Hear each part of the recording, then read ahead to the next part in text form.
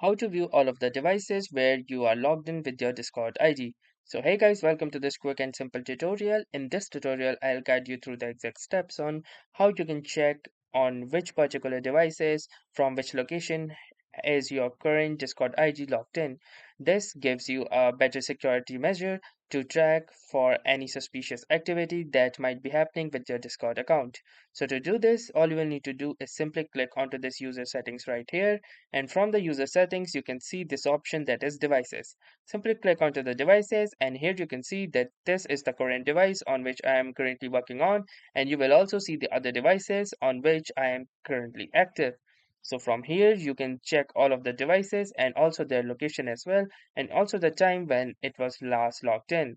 Now if you want to log out of all the unknown devices, you can simply click onto this log out of all known devices, and once you will click here it will ask you for a password. Upon prompting in your password, you can simply click onto this button and it will log you out of all the unknown devices. So that was all for this tutorial. Thanks for watching and have a nice day.